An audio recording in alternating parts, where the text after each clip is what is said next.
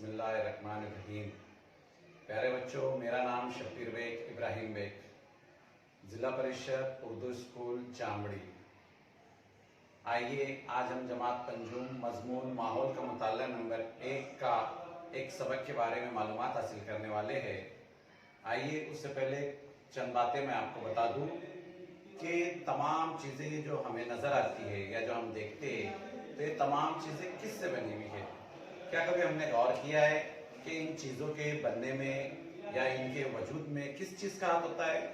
تو جی ہاں، جیسے یہ چوک، اگر ہم چوک کو تختے سیاہ پر رگڑتے ہیں تو اس کے اندر ایک تبدیلی واقع ہوتی ہے کہ چوک چھوٹا ہوتے چلتا ہے اور اس کے جو باریک ذرات ہیں تو وہ ذرات ہمیں نظر آتے ہیں۔ تو جی ہاں، یہ چوک انہی ذرات سے مل کر بنا ہوا ہے۔ اسی طرح سے ہم دیکھیں گے کہ کوئلے کو اگر ہم نے کوٹا یا اناج کو اگر ہم نے پیسا تو ان کے بھی باریک باریک ذرات ہمیں نظر آتے ہیں۔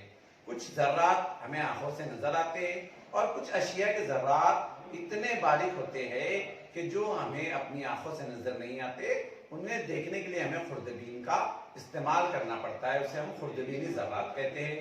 اسی طرح سے لوہا، تانبا، پیتل، سوہن کو گھسنے پر اس سے جو نکلنے والے جو ذرات ہیں وہ ذرات ہی سے وہ چیزیں بنی ہوئی ہے۔ جو سپوپ ہمیں نظر آ رہا ہے اسی سپوپ سے جو ہے یہ چیزیں بنی ہوئی ہے۔ مطلب یہ کہ تمام اشیاء، تمام چیزیں ذرات سے مل کر بنتی ہے، اور ان اشیاء جو ذرات سے مل کر بنتی ہے یہ ہمارے لیے فائدہ مند بھی ہے اور نقصان دہ بھی ہے۔ اب فائدے کیا ہے، نقصان کیا ہے، یہ ہم آگے دیکھیں گے۔ جیسے رنگولی، تو رنگولی بھی ہم جب بناتے ہیں تو باریک باریک باریک ذرات سے مل کر بنی ہوئی ہے۔ اسی طرح سے اب ہم دیکھیں گے اس کا دوسرا حصہ کہ توانائی۔ توانائی کیا ہے؟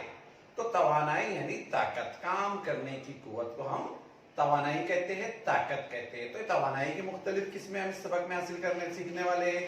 اسی طرح سے اس کی شکلیں، اس کا استعمال، جیسے سورج کی توانائی، توانائی بالحرکت، توانائی بالقوہ، یہ تمام باتوں کا علم ہم اس سبق کے اندر سیکھنے والے ہیں۔